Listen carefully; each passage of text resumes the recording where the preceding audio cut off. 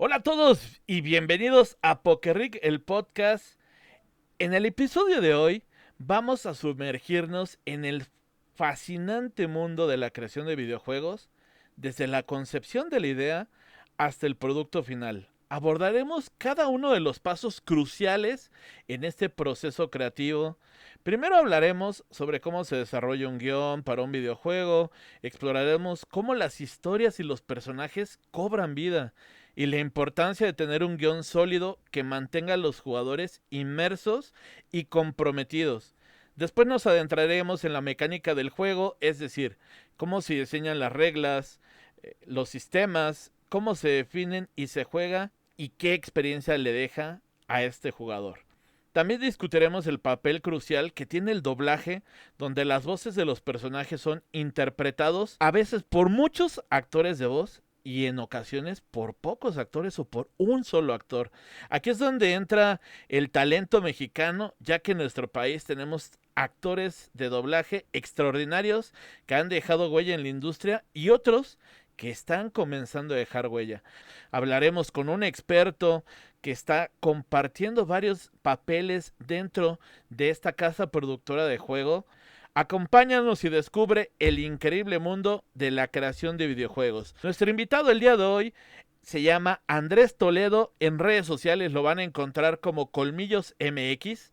Él es el guionista del juego y le da vida con su voz al protagonista de este mismo, quien cuenta también con una experiencia en radio, teatro, actuación y además de los cursos de doblaje que ha tomado para escenificar y darle voz al personaje de este juego. Bienvenido, ¿cómo estás, Colmillos? Gracias por visitarnos. Al contrario, gracias a ti por la invitación. Muchísimas gracias por esa introducción, de verdad. Gracias, Poker Rick. No, al Un contrario. placer, un placer al fin coincidir aquí contigo de nuevo. Tenía tiempo que no nos encontrábamos, la verdad es que uno pierde comunicación, sin embargo, mira, qué gran sorpresa encontrarte con este tipo de noticias. Hoy estás a punto de lanzar un juego, una temática que la verdad nada más de leer todo el descriptivo, un investigador que se dedica a buscar pistas, un joven perdido llamado Oscar García y casos paranormales. Todo eso es la atmósfera que encierra este juego. Cuéntame, ¿qué te inspiró en convertirte en el guionista de este videojuego? Sí, Pok. Mira, de alguna forma algo que siempre he comentado cuando nos referimos a los juegos actuales que tienen que ver con terror, que tienen que ver con exploración y demás, es que la mayor parte han caído en el cliché de los jumpscares y nos hemos ido olvidando un poquito de lo que es el guión de las historias realmente importantes, las historias grandes y demás. Y yo creo que todos en algún momento, bueno, todos los que tienen por lo menos esa espinita creativa, hemos llegado a tener una imaginación, y bueno, que tienen una imaginación activa, se han inventado una historia en su cabeza de X o Y situación, yo, a mí me pasaba mucho que me era muy fácil en la escuela el disociarme e inventarme toda una historia de X o Y cosita que escuchaba, ya sea dentro de la clase de algún compañero o demás. Y eso se puede canalizar, afortunadamente, se puede canalizar precisamente en la escritura, eso se puede canalizar a hacer un guión como el que se está haciendo ahorita para el juego, bueno, como el que ya tenemos para el juego. Y más que nada fue eso, ¿no? Yo creo que cuando consumes el tiempo suficiente a algún producto, tarde o temprano a ti te entra la espinita del, bueno, tal vez yo podría hacer algo que pudiera llegar a tener la calidad suficiente para que sea algo que le guste a alguien que estaría en mis zapatos en cierta edad, digamos, ¿no? O sea, uno recuerda, por ejemplo, los juegos de antaño y eran unas historias excepcionales en donde los personajes de verdad conectabas con los personajes, te hacían sentir emociones.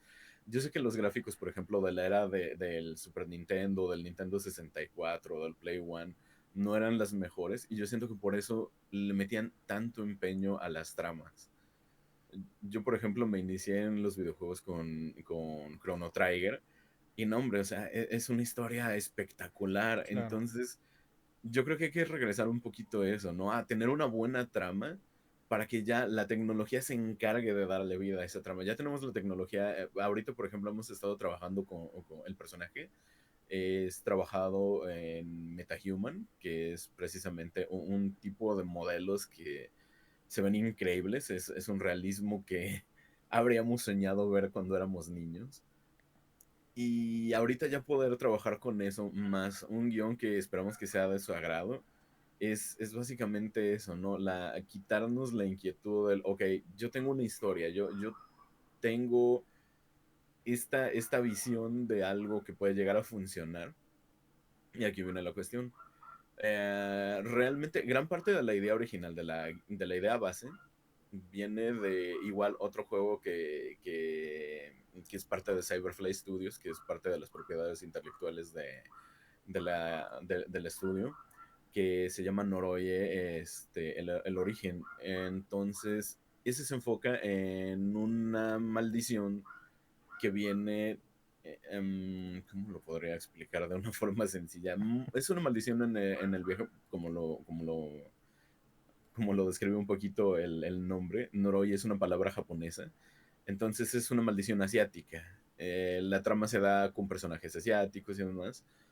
Entonces, Chris, que es de alguna forma la cabeza ahorita de Cyberfly Studios, él es el fundador, nos dijo, ok, podríamos tener un spin-off de esto con personajes que hayan tenido que ver un poco con la historia original, traerlo aquí al apartado en donde la trama se pueda llegar a dar en este continente, y hay que trabajar sobre eso.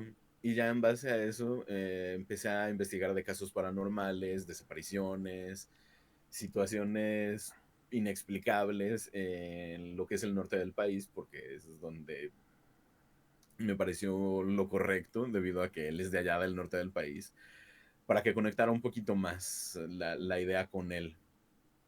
Y afortunadamente, porque de alguna forma sí fue afortunado, no fue tan difícil encontrar material, ¿sabes?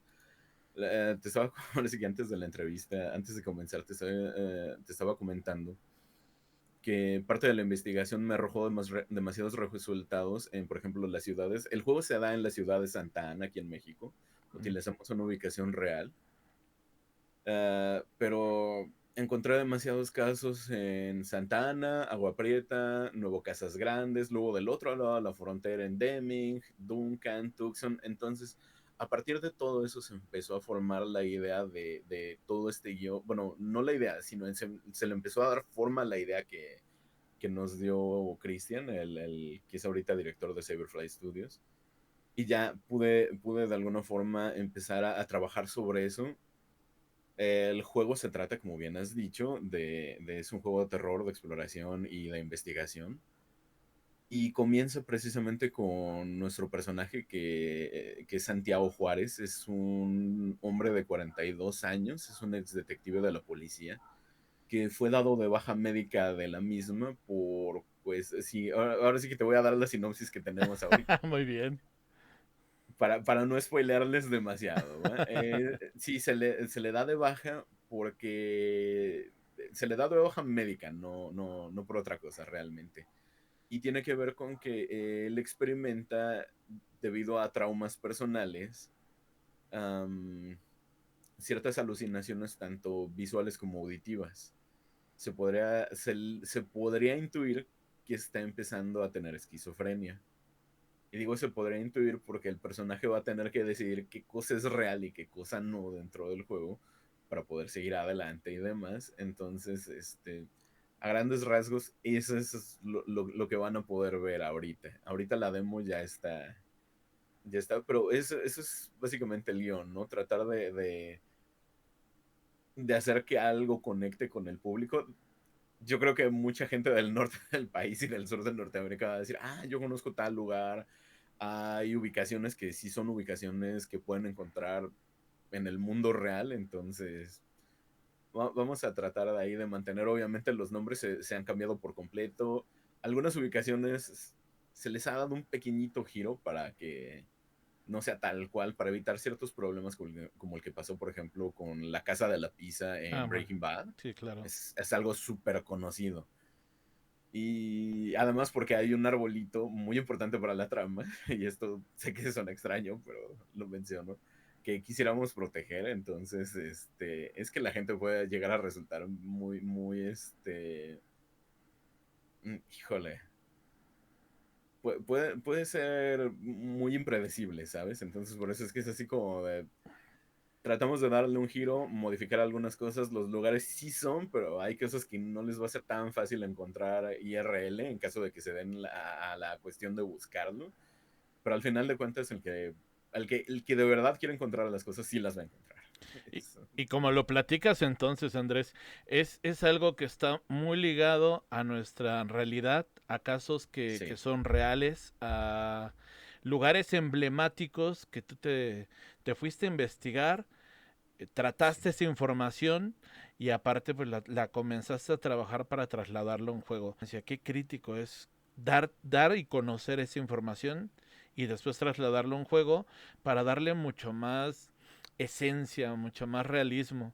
Y cuéntame un poco, Andrés, Ujú. cómo es trabajar, ya que me contaste todo este scouting que realizaste, cómo es llevarlo de la conexión donde te encuentras, ahora desarrollarlo en una historia y con el resto del equipo, porque entiendo que son 3 personas, me platicabas como equipo, Sí. meterles, primero ponerles en la mesa todo este escenario de lo que obtuviste de información y ir segmentando cada una de estas cosas para poder llevarlo hacia el videojuego.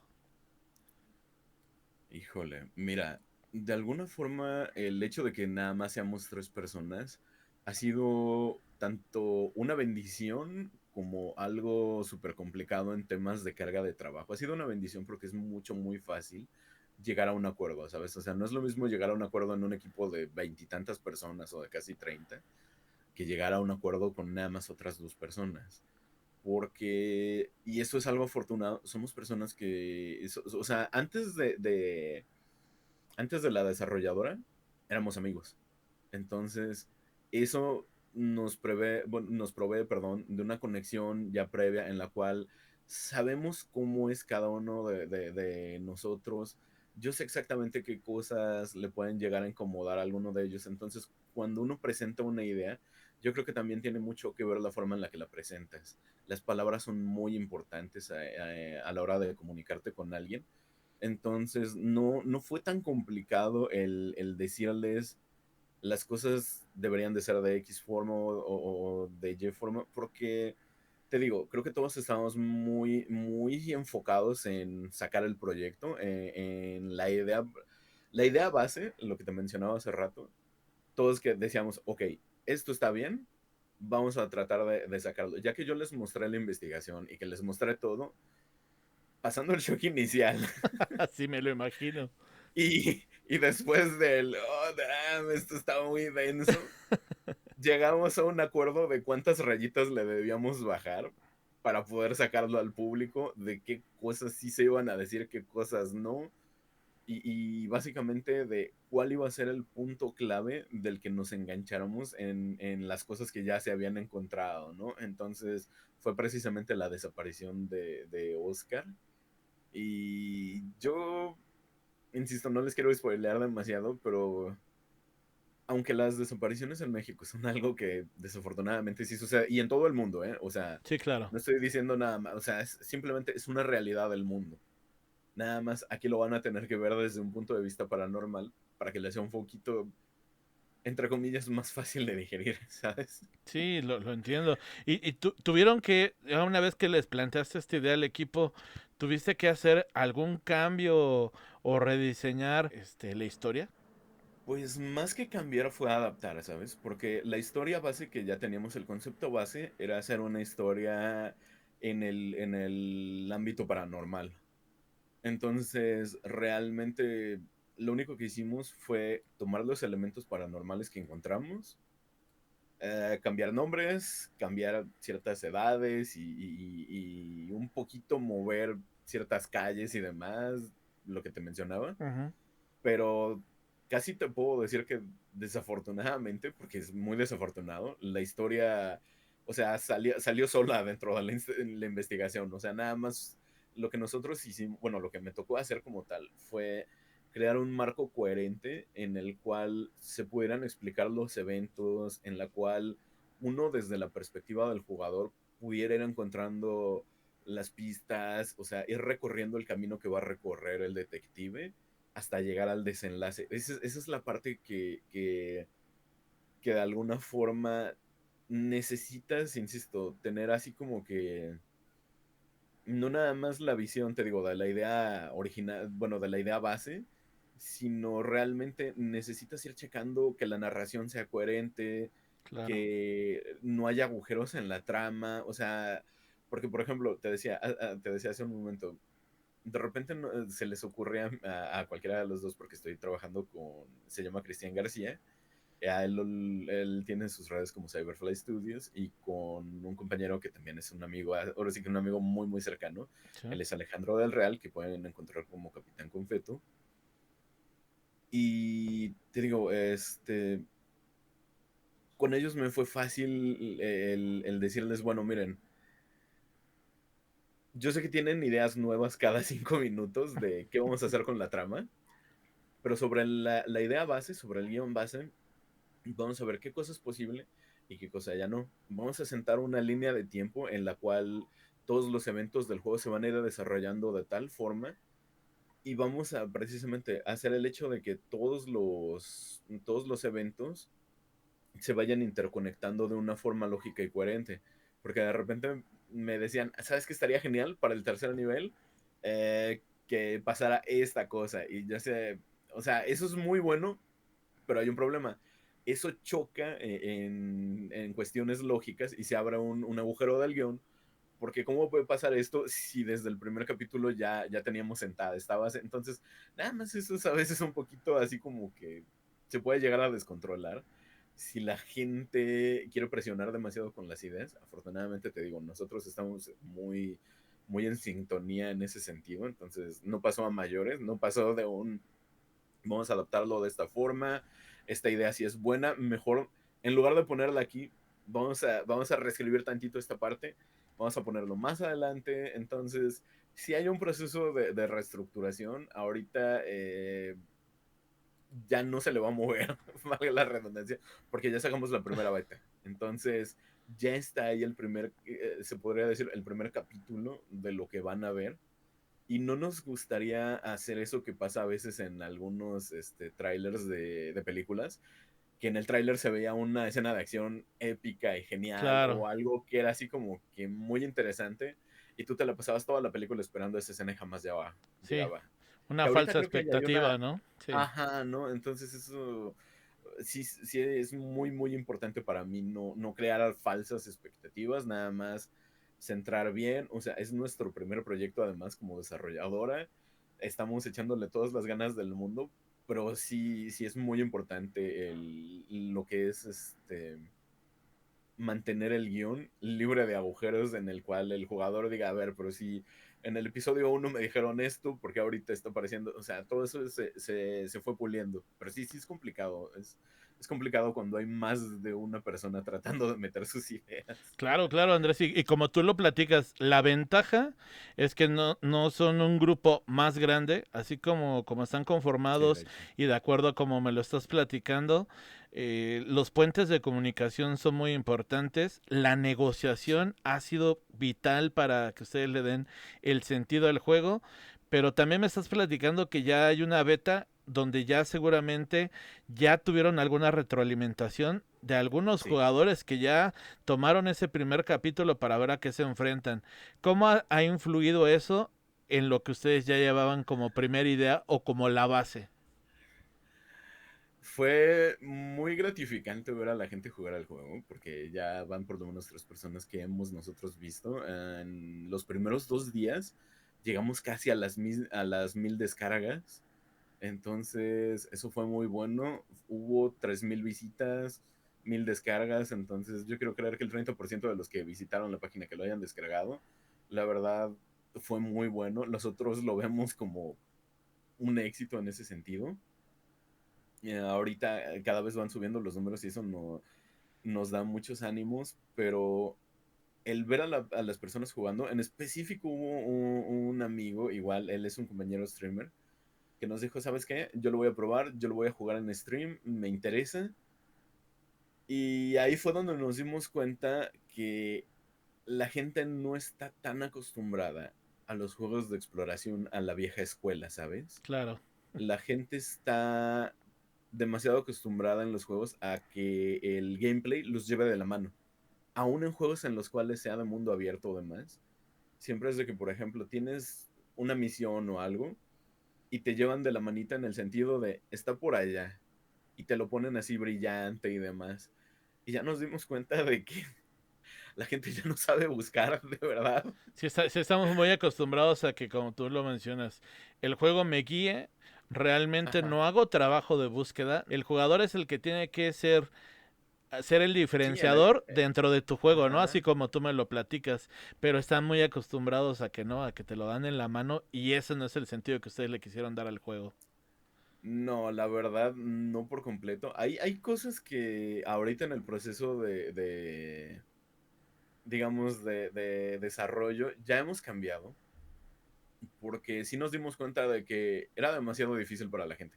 Así, tal cual, te lo digo. Wow. Era demasiado difícil. Esta persona, en algo que nosotros calculamos, porque nosotros calculamos que la prebeta, digamos, porque le tocó una antes de la que sacamos aquí para descarga en Itch.io, calculamos que le iba a tomar a lo mucho 15 minutos el recorrer todo, llegar al final de la misma y dar su reseña, que sí, casi, ¿no? En el viaje de, ok, es una parte cortita, de 15 a 20 minutos, vamos a ponerle, en lo que exploraba tal vez, o en lo que veía las texturas, los elementos del juego, las ubicaciones y demás. Y nos topamos con un gameplay de casi una hora y fue así como de, oh, oh. Alguien tiene problemas aquí y no es el juego. Sí, exactamente, sí, o sea, no, afortunadamente, y de hecho sí hubo un par de bugs que logramos notar ahí, porque en nuestra lógica de jugadores, porque eso es algo que yo sí creo que tenemos ahí un pequeño problemita, a la hora de desarrollar, estamos desarrollando también con lógica de jugador, y eso es malo, porque la lógica de jugador te hace decir, ah, ok, sí, un ejemplo para los que hayan jugado la saga de Fallout, que ahorita ha estado muy de moda de nuevo por la Ah, serie. sí, claro. Si de repente te encuentras la minigun, sabes que no la debes desperdiciar, porque va a venir algo muy grande dentro de poquito, ¿no? Entonces, ya son cosas que como que es el entrar a una habitación enorme y que de repente la música se pare y es así como, oh. Y si se cierra la puerta detrás de ti, sabes, ya sabes qué es lo que viene. O sea, Sí. hay cosas que los años de juegos nos han ido enseñando y nosotros pensamos, ah, ok, o sea, si estoy en unas oficinas, si estoy en tal lugar, mi primera reacción sería tal. Y ya nos dimos cuenta de que no, hay cientos de reacciones, hay cientos de posibilidades, es todo un árbol de posibilidades. No contemplamos un par de ellos que nos causaron ahí un pequeño bug. De hecho, sí le pusimos un pequeño, bueno, queríamos que esta persona se asustara un poquito y pusimos ahí un evento que se debía de triggerear de cierta forma y no contábamos también con otra cosa, las malas costumbres de los jugadores. ¿A qué me refiero con esto? A que, por ejemplo, la gente tiende a bajar mucho la cabeza cuando está jugando un videojuego. Sí. O sea, tratan de ver siempre hacia el suelo, no ven como nosotros vemos en la vida real de forma centrada, sino que la vista está siempre hacia abajo.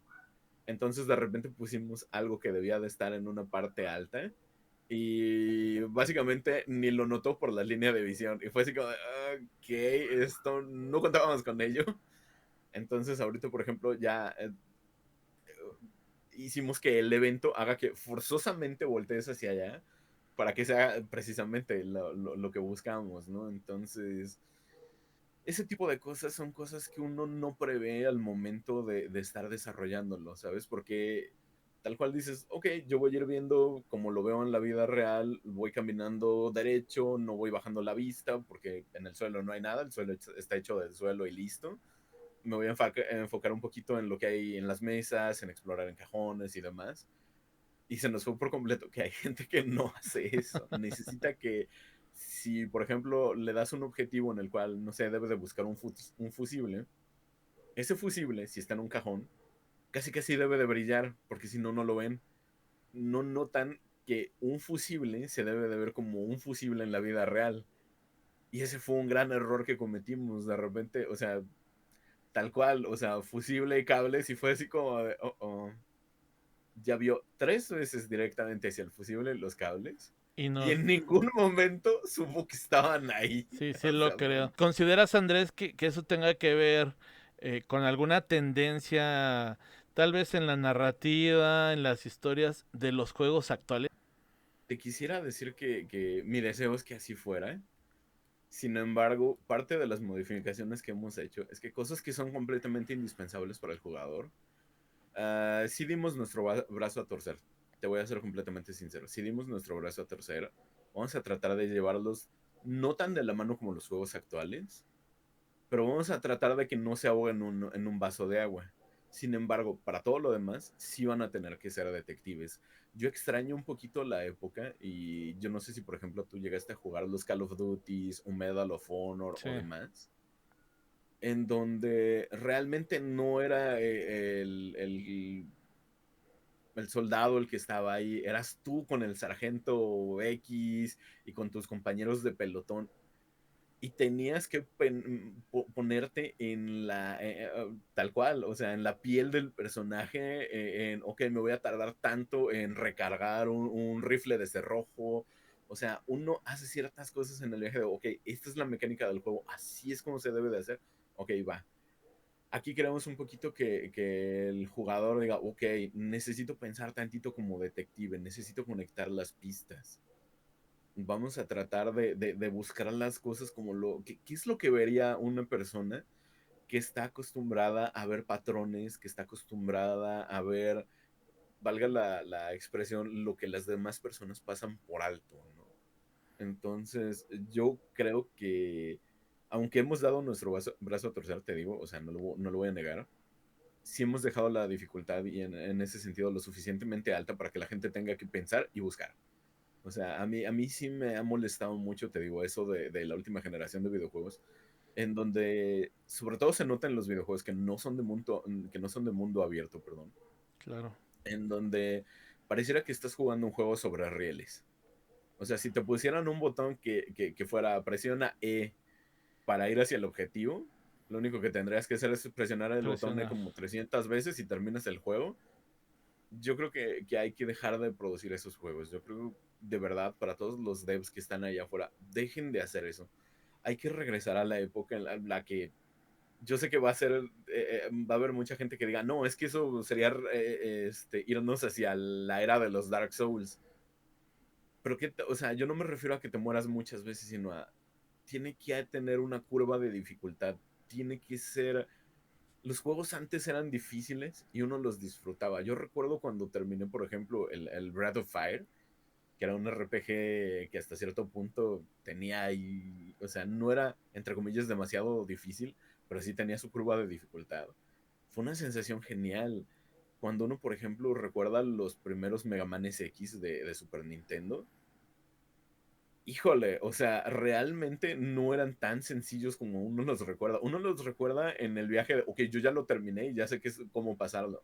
Pero hace poquito precisamente en mi canal me puse a jugar de nuevo el X1 y te juro que fue un dolor de cabeza porque de repente me di cuenta de que ya no tenía los reflejos que tenía cuando era un niñito. O sea, sí, o sea, fue así como de, ok, esto está muy, muy, muy, muy mal. Yo recuerdo que esto lo pasé a la primera y de repente la memoria nos engaña, ¿no? No es cierto. Por eso estábamos ahí 3, 4 horas tratando de pasar un nivel y demás. Y no es que vayan, te digo, o sea, me sorprendió. Nosotros teníamos un estimado de 15 minutos para esa zona, que se le llevó 60 minutos. Wow. Sí, completamente de acuerdo contigo. Creo yo que Yo creo que por ahí va.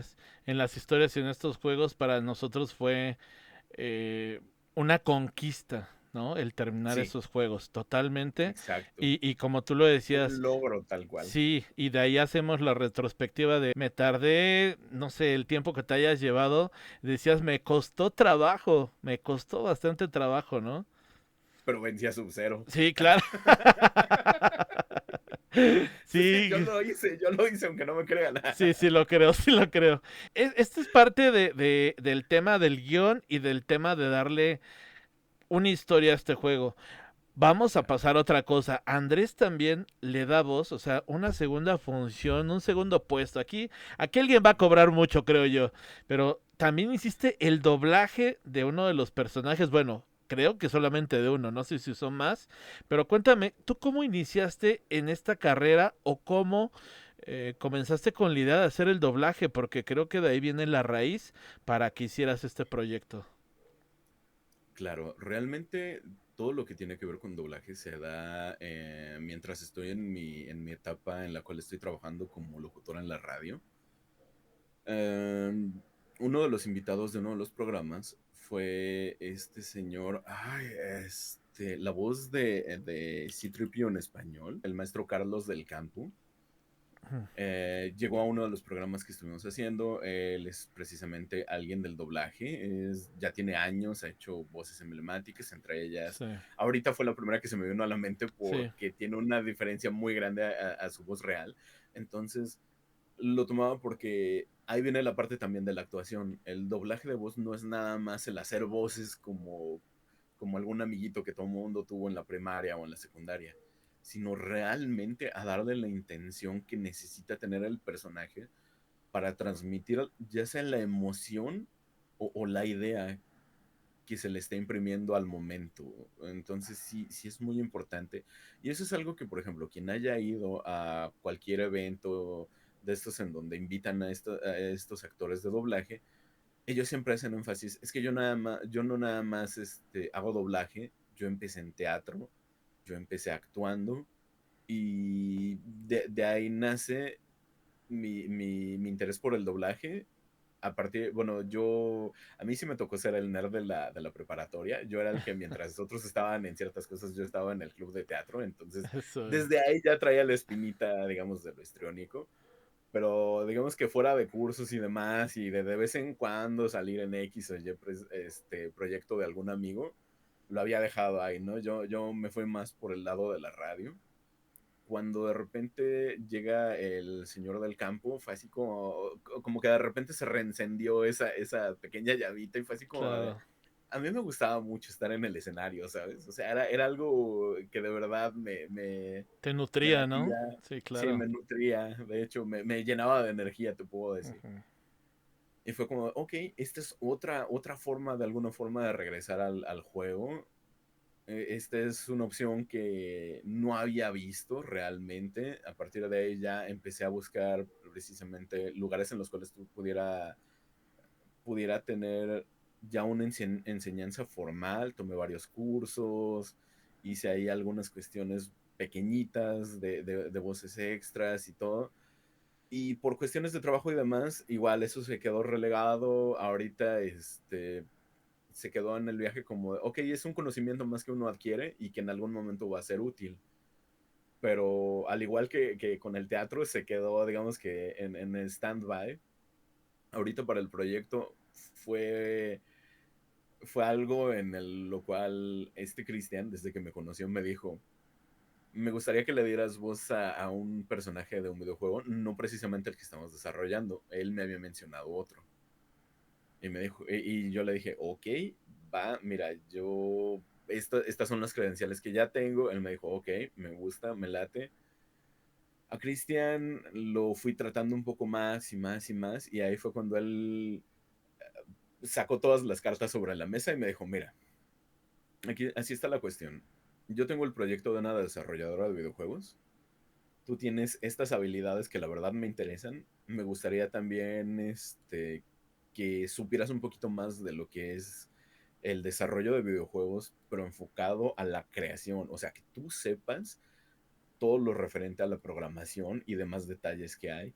Entonces, gracias a él, tanto a Alejandro del Real como yo, entramos a UTC y a partir de ella, pero lo del doblaje se da en el viaje de, por ejemplo, yo estoy enfocado, te digo, a lo que es el guión y ahorita doblaje por eso. Alejandro está enfocado a música, Cristian sabe un poquito más de programación, pero tratamos como que entre los tres cubrir todas las áreas necesarias para el juego. Afortunadamente, te digo, tenía ya pues realmente este background que me permitió cubrir esa parte. Y a mí sí me gustaría trabajar en más proyectos, pero desafortunadamente por cuestiones del trabajo que tengo de planta en otra cosa, digamos que no tiene nada que ver con los streams ni nada, los tiempos no me lo han permitido. Pero sí, o sea, ya me ha tocado, por ejemplo, dar voz a... ¿Se pueden mencionar marcas? Bien. Sí, yo pienso que sí, porque la siguiente Ok. pregunta que te iba a llegar es si tenías algún personaje icónico o tenías muchas ganas de personificar ya con este doblaje de voz a alguien en específico. Ya, bueno, mira, lo que son personajes ya hechos así muy famosos, desafortunadamente no tengo no tengo el trabajo ni he hecho el casting, como te mencionaba ahorita, para llegar con una casa productora y decirles, ok, me tocó, eso sí, ya actuación de voz junto con otros tres talentos de aquí de México, trabajar para Moonfrost. Ellos tuvieron Mm. un evento que se llamó La Isla Moonfrost, en el cual yo le di voz a uno de los personajes principales, que fue el Capitán Jack, que era el mejor amigo de Tino, que es la mascota de Moonfrost. Así es. Entonces, ese es, por ejemplo, uno de los pequeños que ya se hizo dentro del transcurso desde que inicié a hacer streams para acá. Ese ya fue un contacto con una marca en la cual afortunadamente se logró ahí un acuerdo y dijeron, ok, tú me lates para este personaje, tú vas a ser la voz del Capitán Jack. Fue una experiencia muy, muy bonita. No tuvo nada que ver con las experiencias de doblaje ya profesional, porque eso es estar en una cabina, ya tienes un guión un poquito más diferente, Claro. el cual ya viene en el formato de los loops, o sea, con el timestamp y todo. Entonces es muchísimo más profesional. Esto fue un poquito más en el viaje incluso de la improvisación, pero sirvió para recordar eso. Ahorita con el Detective Juárez, desafortunadamente no cuento con una cabina, bueno, con un estudio de grabación como las grandes cadenas, pero pese a los problemas técnicos que a veces puede tener el hacer grabaciones desde una oficina improvisada, que es, por ejemplo, la que yo tengo, realmente es nada más un cuarto que improvisé con un poquito de aislamiento acústico y demás, pero tal cual, o sea, no es del calibre de algo para lo cual se grabaría un comercial, por ejemplo. Entonces, de repente tienes que estás grabando y pasa esto lo van a entender todos los que son de México, los que no, pues, lo lamento, ahorita se los explicamos. De repente pasa el del fierro viejo. No, no es cierto. ¿Y Se sabes qué es lo peor? compran. Sí, se compra fierro viejo y bla, bla, bla. Y es como y yo tengo la mala costumbre de tratar de hacer o sea, tomas de diálogo muy largas. O sea, para que no se oigan tanto los cortes, ¿no? Yo siempre he Claro. creído que las escenas sin cortes son muchísimo mejores porque aunque uno diga que no, sí se nota el corte. Sí. Se puede llegar a notar incluso la variación en la tonalidad, en el volumen, en demasiados factores, ¿no? A veces en el simple hecho de que de repente tomas tantita agua y tu voz ya cambia un poquito, ¿sabes? Entonces, en ese tipo de cosas yo trato de hacer. Y llevaba precisamente una grabación ya de 2 minutos aventándome un monólogo que es parte del inicio del juego.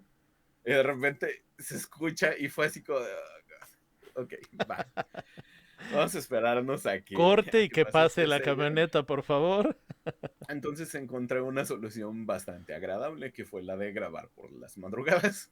Sí, sí, completamente de Por- acuerdo. Porque en las madrugadas no vas a tener el ruido de fondo que tiene cualquier ciudad, de los coches, los perritos que están ladrándole a alguna persona, del fierro viejo, de la persona vendiendo De tamales, los de elotes, te las, faltaron los elotes también. los elotes y el pan caliente.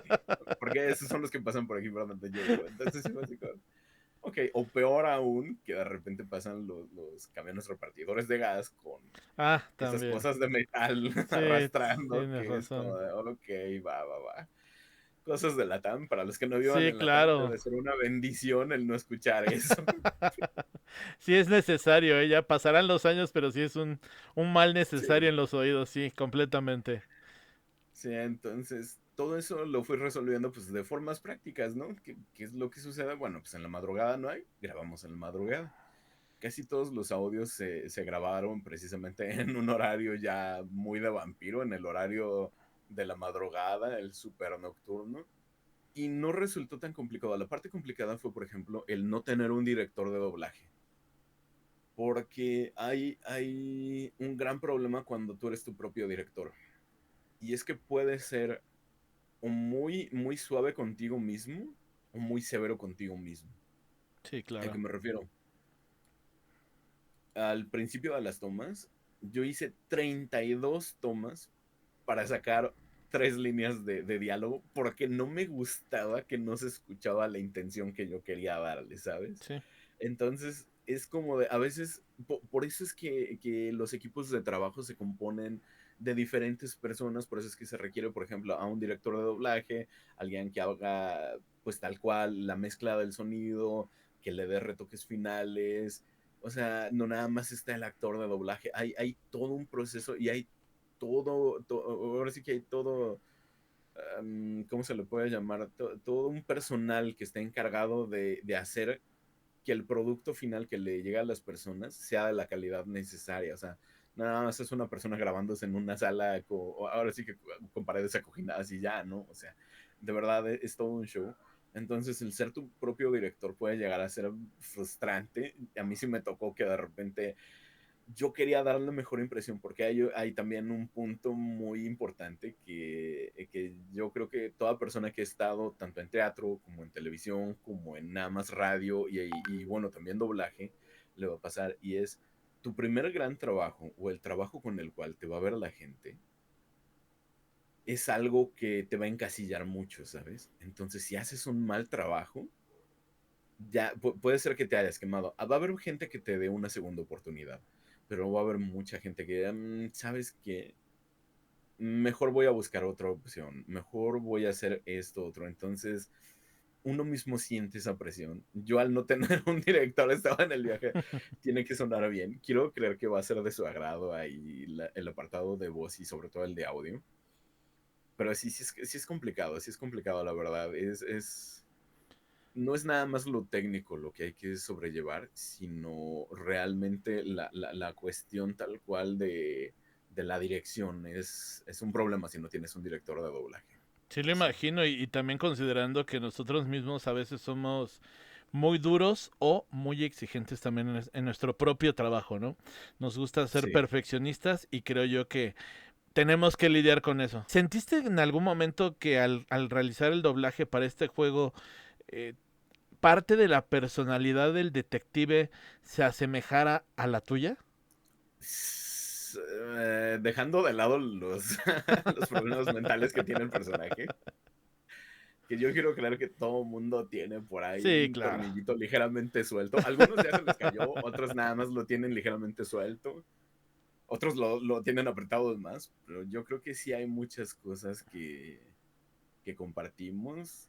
Hay un evento en específico que tiene el detective Juárez, que es precisamente la pérdida de su hija, que es lo que desata todo este proceso mental que tiene, todo este desmoronamiento que viene de una pérdida, y yo no lo voy a negar, eso es algo que incluso el público que me ha visto, la gente que me ha visto en mi canal, más o menos sabe qué onda. Yo en cierto momento de mi vida tuve igual una pérdida muy, muy grande que cambió por completo la persona que yo era. Afortunadamente, yo fui a terapia, tuve el apoyo de familia y amigos, entonces pude superarlo de una forma, se podría decir que orgánica, aunque no fue rápida. Yo sí metí un poco de mí en el momento de haber tenido esa pérdida mientras le estaba dando la voz a Juárez. Eso sí te lo puedo decir. Yo pasé mucho tiempo en la etapa de la ira del duelo, entonces fue así como de, yo recuerdo cómo era yo. Entonces fue así como, ok, si está en ese punto, tienes que, o sea, tiene que sonar de esta forma, tiene que tener ciertas actitudes así como de desagrado, tiene que ser de tal forma, y yo creo que eso es algo que si ya te ha pasado algo, te es más fácil interpretarlo, Claro. ¿sabes? Dicen que un buen actor es al que le ha pasado mucha mierda, Sí, porque completamente. precisamente ya sabe cómo se siente, ya saben cómo se ha hecho. Y hay un actor que me agrada mucho cómo actúa. Yo sé que no es el preferido de muchos, que es Jack Black, pero él en una entrevista me agradó mucho que mencionó que hace muchas cosas en el viaje de por la anécdota. Vamos a vivirlo, vamos a vivir qué se siente hacer X o Y cosa. Y eso es muy, muy importante.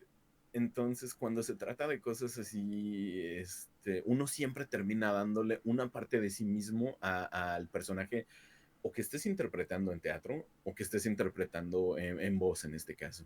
Sí, sí hay ciertas cosas. Sí, es entrar en personaje y basado en las vivencias que tuvimos, ya Sí. sabemos cómo se siente, ya sabemos cómo tiene que salir, ya solamente es plasmarlo, ¿no? En el doblaje que estabas haciendo. Basado en la experiencia que tienes hasta el momento, ¿le darías algún consejo a las personas que quieran empezar en esta carrera del doblaje? Sí, lo primero es, esto pudiera llegar a resultar complicado para algunas personas, pero es el primer paso que tienen que aprender, y es aprendan a hablar en público. ¿Por qué aprender a hablar en público? Porque si no puedes hablar en público, va a ser complicado que entres a lo que es la actuación. Si no entras a la actuación, no vas a poder entrar al doblaje, porque el doblaje, mucha gente cree que es como un trabajo independiente, y algo que, por ejemplo, el señor Carlos del Campo nos dejaba muy en claro en las clases que él nos dio es, necesito que se imaginen al teatro como, no lo sé, una ingeniería en sistemas, ¿va? Esa es la carrera base, el teatro.